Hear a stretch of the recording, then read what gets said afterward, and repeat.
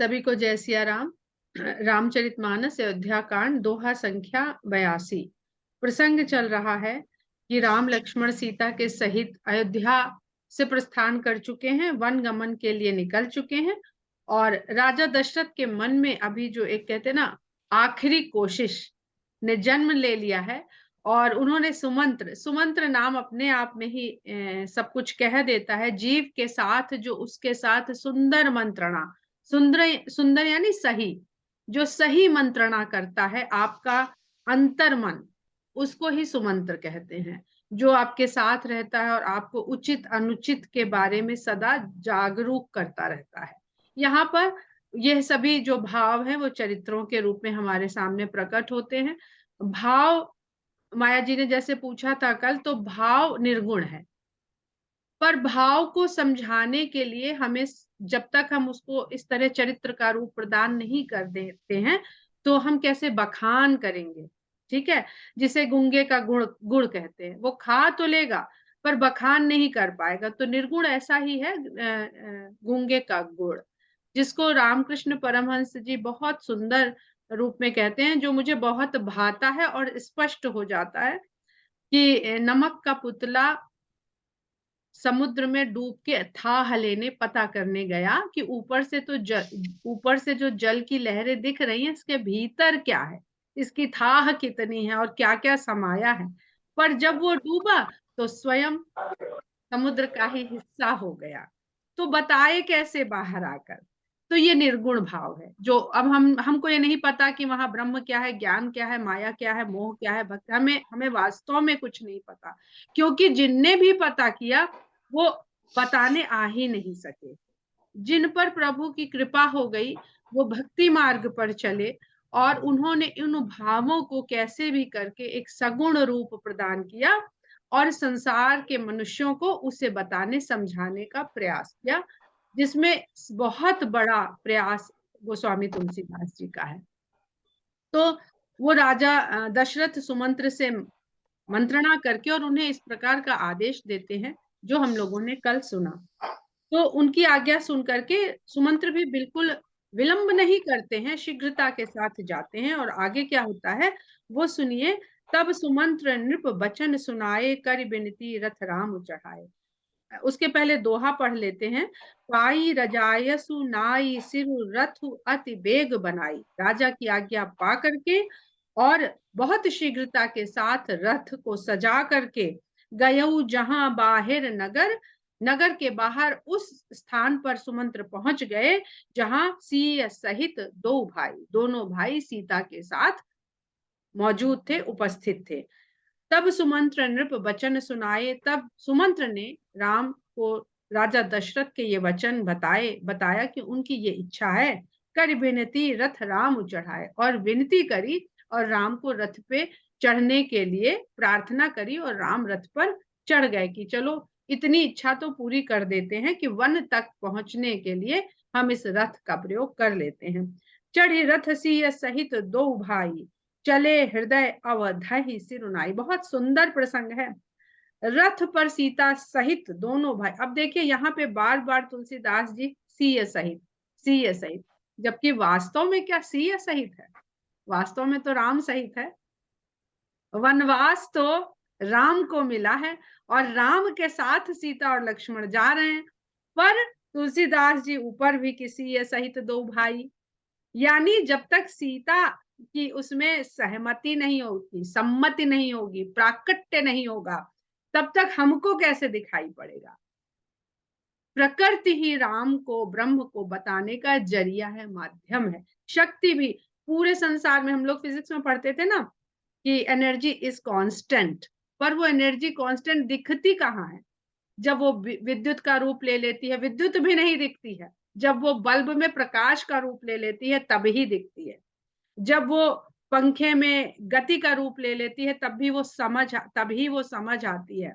तो यही सब चीज जो है, ये सिद्धांत है, ये अकाट्य होता है सिद्धांत, जो अंत में सदा सिद्ध रहे, एक रहे, बदले नहीं, उसे ही सिद्धांत कहते हैं।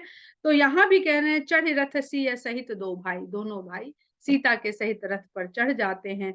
चले हृदय अवधहि सिरुनाई, अवध्या को अयोध्या को शीश नवा करके चल पड़ते हैं। चलत राम लखि अवध अनाथा विकल। यहाँ पर हम ये भी बताना चाहेंगे कि हृदय में शीश नवा रहे हैं। अब हृदय में शीश नवा रहे हैं तो क्या किसी को दिख रहा है? पर जब तुलसीदास जी इसको शब्द में बांध देते हैं तो हम सबको समझ में आ जाता है कि राम लक्ष्मण और सीता ने अयोध्या को शीश नवाया। तो ये भाव है उनका जो तुलसीदास जी ने अपने भाव से समझा है और उसको शब्द रूप में प्रकट करने की भगवान ने उनको शक्ति दी है, सामर्थ्य दी है, प्रेरणा दी है। चलत राम लखि अवध अनाथा, राम चल पड़े हैं अयोध्या को अनाथ करके।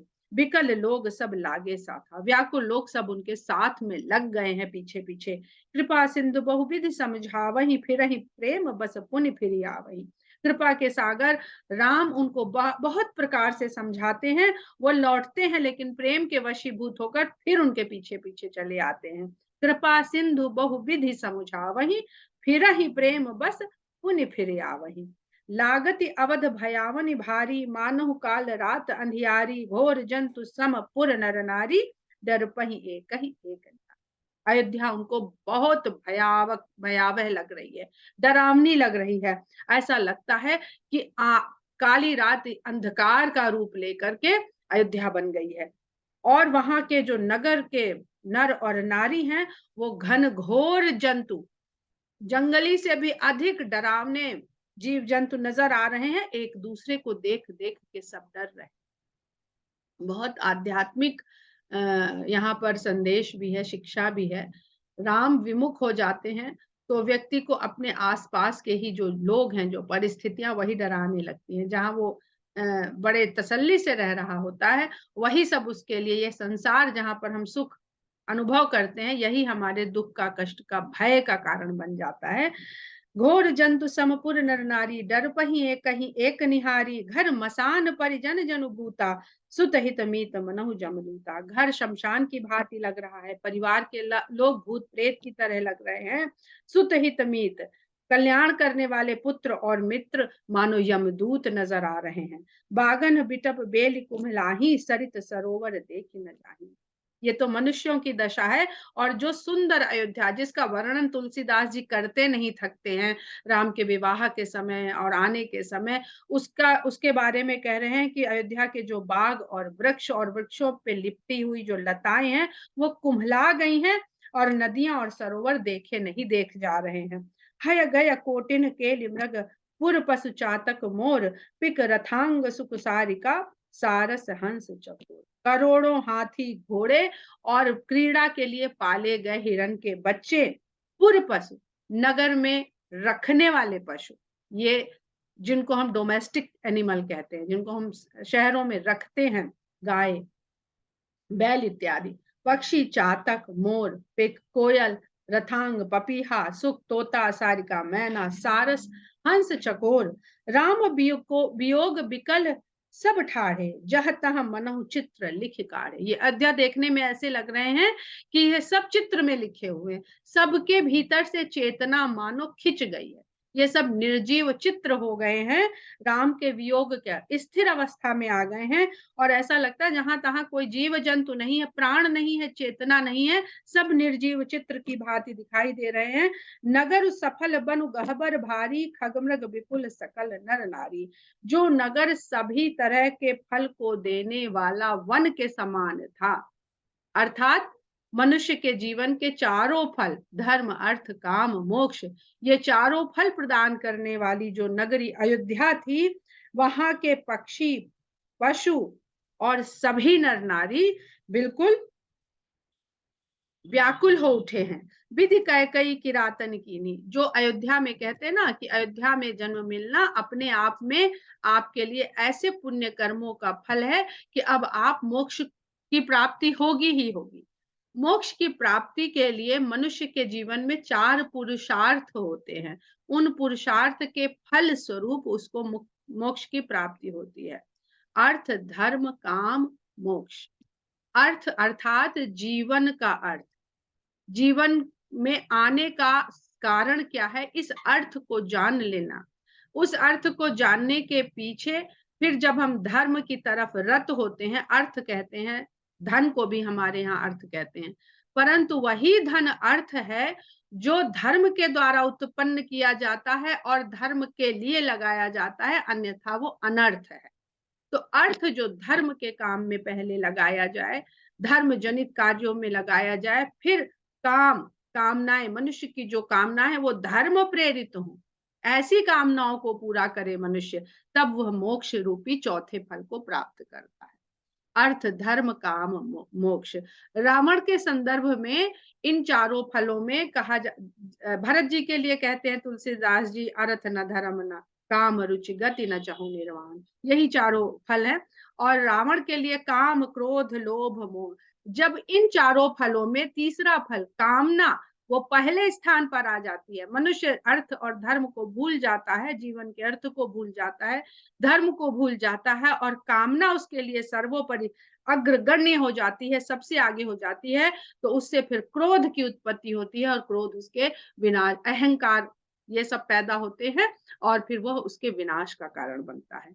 तो ये अयोध्या नगरी ऐसी है, यहाँ पर किसी का कोई आपस में द्वंद्व नहीं है, इसलिए बहुत सहज रूप से यहाँ के स्त्री पुरुष इन चारों फलों की सहज प्राप्ति करते रहते हैं। परंतु राम के चले जाने से यह सब उनसे छिन जा रहा है, ये वन रूपी जो अयोध्या है, और जहाँ के स्त्री पुरुष चाहे पशु रूप में हो चाहे मनुष्य रूप में है, सबको इन अर्थों, चारों पुरुषार्थों की प्राप्ति हो रही है। विधि कैकई किरातन कीन्ही, विधाता ने ऐसी अयोध्या रूपी सुंदर वन के लिए कैकई को शिकारिनी बना दिया है। भीलनी, किरात, जो आदिवासी जाति होती है, जो शिकार के द्वारा अपना जीवन यापन करती है, वैसी स्त्री बना दिया है। जही दव दुसह दसहु दिस दीनी, जिसने इस वन रूपी अयोध्या को अग्नि में झोंक दिया है और दसों दिशाओं में दुख को फैला दिया है। सही न सके रघुबर बिरहागी, चले लोग सब व्याकुल भागी। और अयोध्या के नर नारी जीव जंतु सब इस विरह की अग्नि को सह नहीं सके, इसलिए अयोध्या को छोड़ छोड़ के भाग रहे हैं। सही न सके रघुबर बिरहागी, चले लोग सब व्याकुल भागी। सब ही विचार कीन मन माही, राम लखन सिय बिनु। सबने इस प्रकार से मन में विचार कर लिया है कि जिस अयोध्या में जहाँ सब सुख हमको मिल रहे थे, सुखों के साथ साथ हम मोक्ष की ओर भी अग्रसर थे, वहां पर राम लखन सीता के बिना कोई सुख नहीं है। ये मनुष्य के अपने जीवन, अपने शरीर और अपने संसार के बारे में यहाँ पर ये वर्णन हो रहा है। जहाँ राम तहाँ सबुई समाजू, बिन रघुबीर अवध नहीं काजू। जहाँ राम है वही हमारे लिए सारा समाज है, सब परिवार है। बिना राम के अयोध्या में हमको क्या काम है।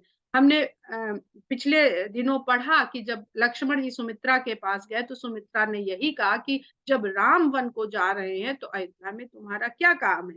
और हमने वहां पर समझा था कि लक्ष्मण जी जीव का प्रतिनिधित्व कर रहे हैं, तो जब लक्ष्मण जी जीव का प्रतिनिधित्व कर रहे हैं तो अयोध्या के जितने भी जीव हैं वह सब उसी प्रेरणा से प्रेरित हो गए हैं कि अयोध्या में राम नहीं है तो हमारा भी कोई काम नहीं है।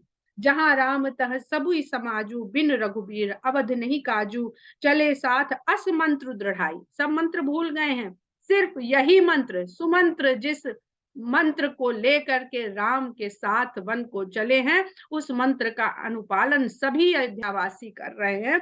चले साथ अस मंत्र दृढ़ाई, इस विचार को अपने हृदय में धारण करके दृढ़ता के साथ सुर दुर्लभ सुख सदन बिहाई।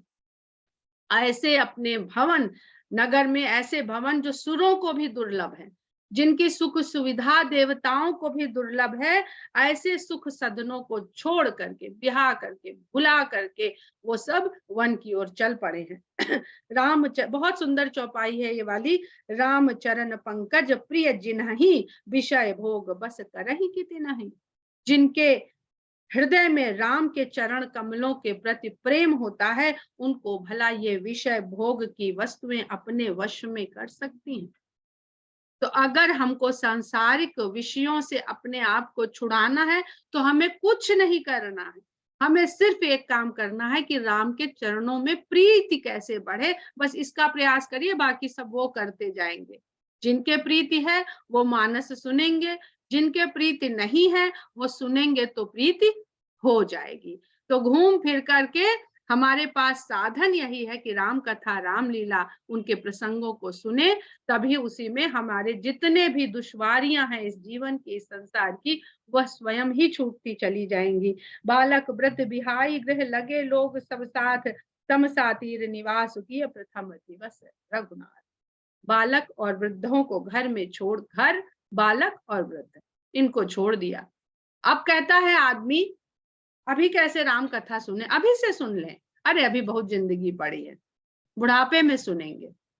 अब यहाँ देखिए क्या तुलसीदास जी कह रहे हैं, बालक वृद्ध बिहाई है।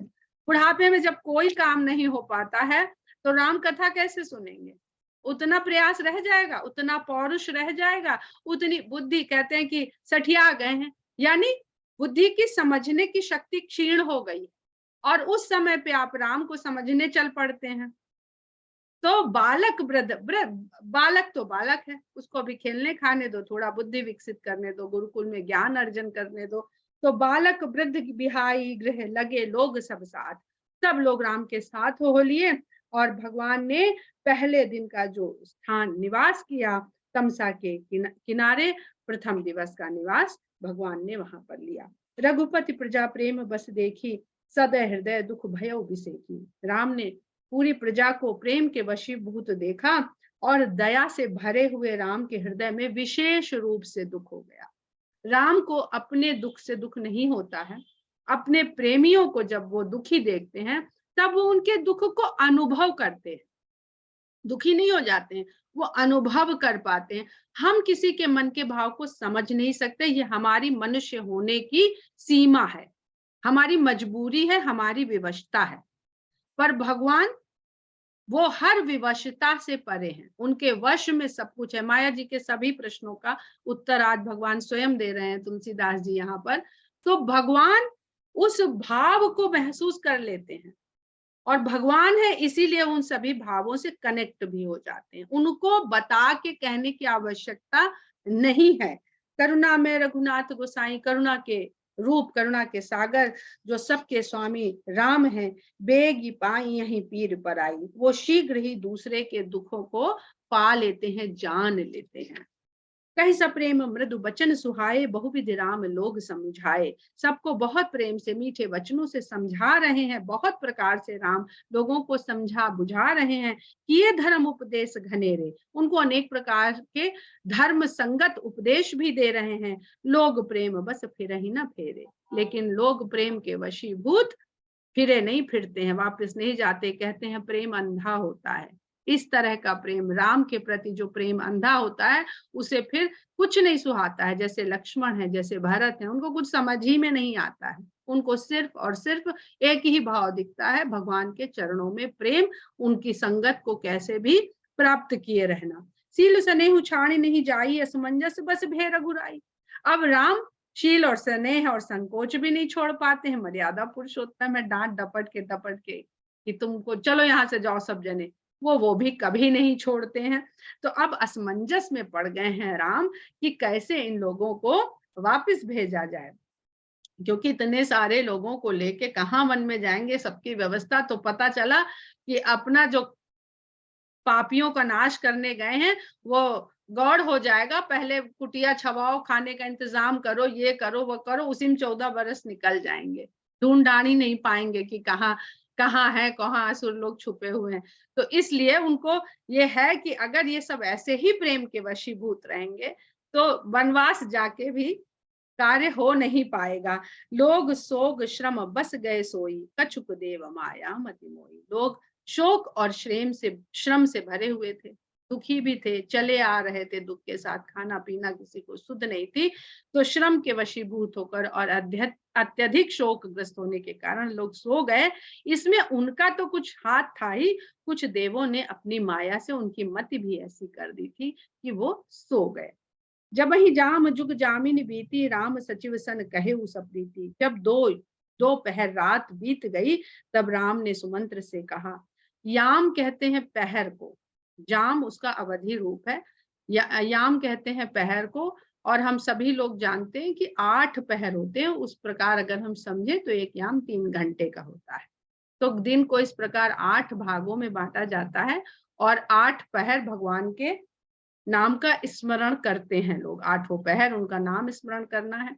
जो 56 भोग लगते हैं वो इसीलिए लगते हैं कि सातों दिन के 8 वक्त के भोग भगवान को लगते हैं, तो 8 7 जा 56, वो 56 प्रकार के भोग भगवान को, कि कोई समय का पहर का भोग छूट गया हो तो हम आज आपको ये सगुण भाव के सब उपासना है, सगुण भाव के प्रेम है। हम तो खाते हैं ना, हम हर समय खाते हैं, टीवी रात तक देख रहे हैं तो हमको भूख लगी, हम 2 बजे भी खा लेते हैं, 11:30 बजे भी खा लेते हैं।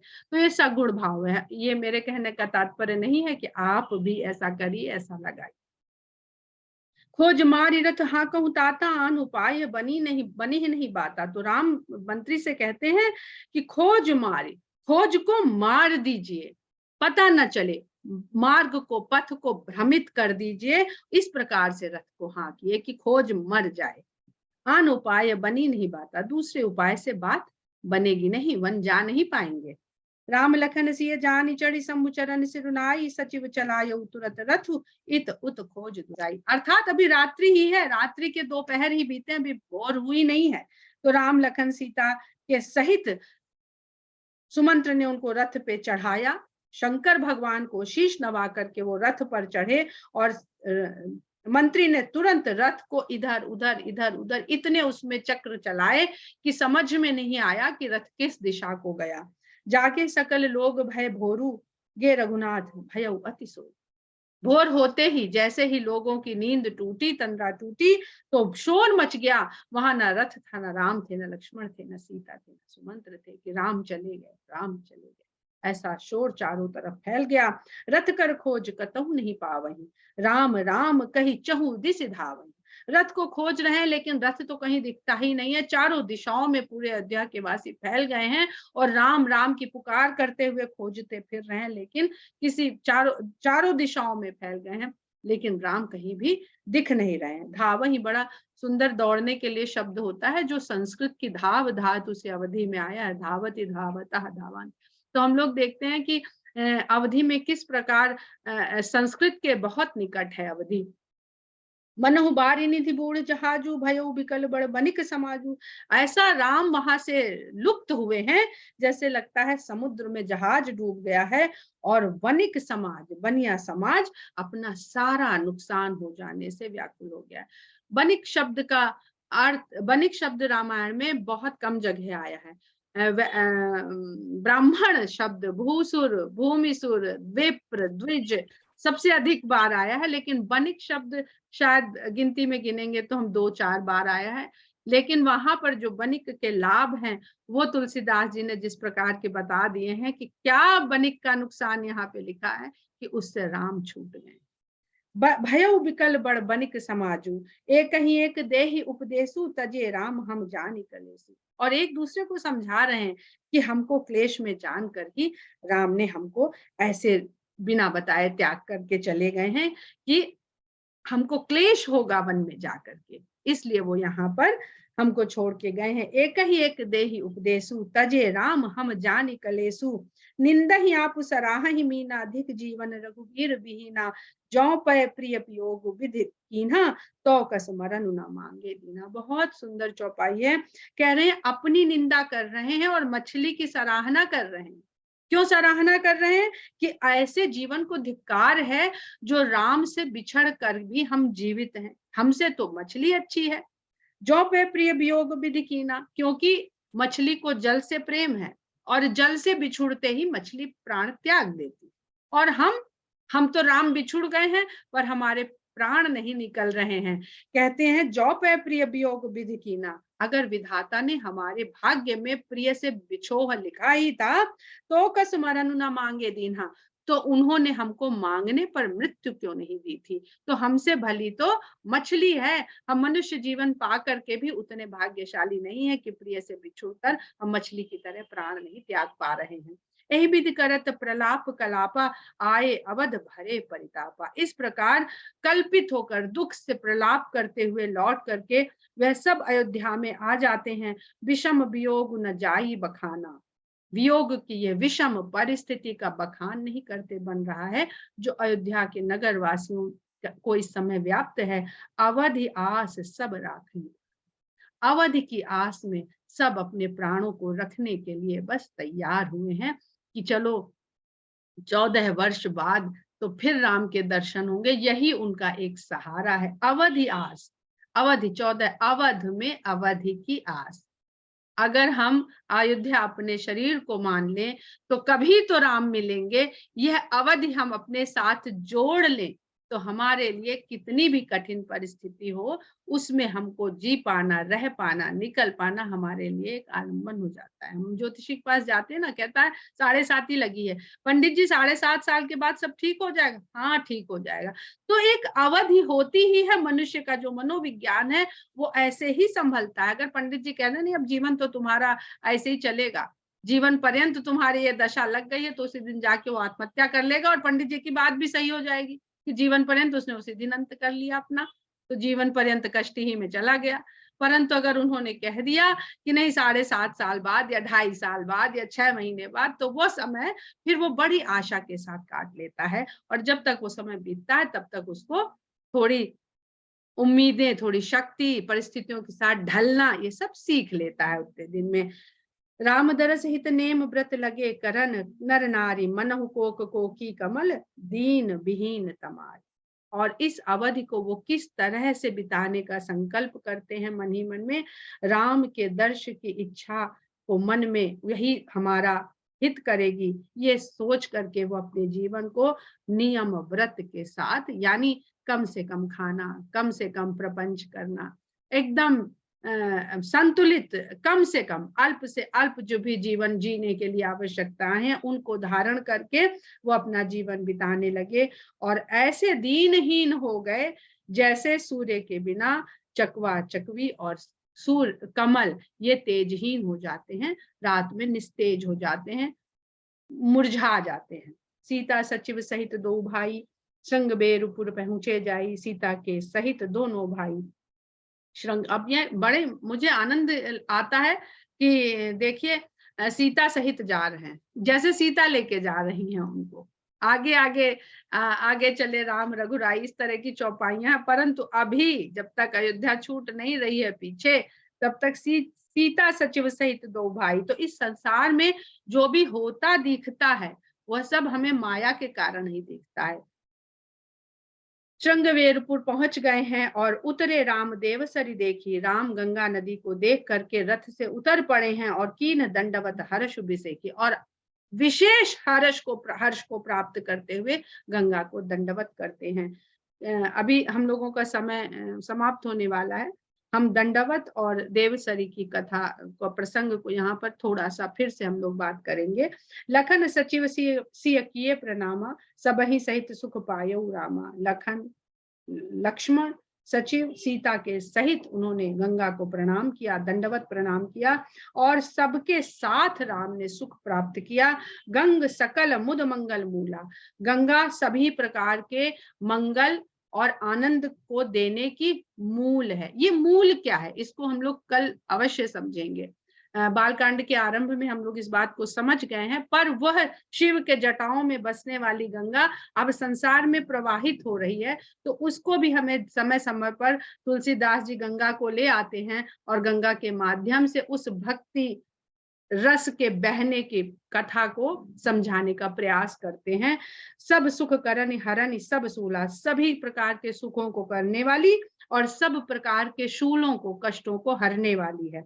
लखन सचिव सिय किए प्रणामा, कहीं कहीं कोटिक कथा प्रसंगा। अब हम क्यों कहेंगे, क्योंकि यहाँ पर उसका वर्णन हो रहा है। कहीं कहीं कोटिक कथा प्रसंगा, गंगा से संबंधित करोड़ों कथाओं और प्रसंगों को कहते हुए राम बिलो कहीं गंग तरंगा, राम गंगा की लहरों को देख रहे हैं। करोड़ों तो हमें नहीं पता, एक आधी आधी अधूरी जो भी पता है उसका हम वर्णन कर लेंगे कल। सचिव ही अनुज ही प्रिय ही सुनाई, सचिव को अनुज को प्रिया को सुनाते हैं विबुध नदी महिमा अधिकाई, और देव नदी गंगा की महिमा को अधिक से अधिक महिमा का बखान करते हैं। मज्जन कीन पंथ श्रम गयो, मज्जन किया, उसमें स्नान किया और रास्ते के श्रम को उन्होंने छोड़ दिया, खत्म हो गया उनका श्रम, थकान उनकी मिट गई। सुच जल पियत मुदित मन भयो, पवित्र जल को पीते ही उनका मन आनंद से भर गया।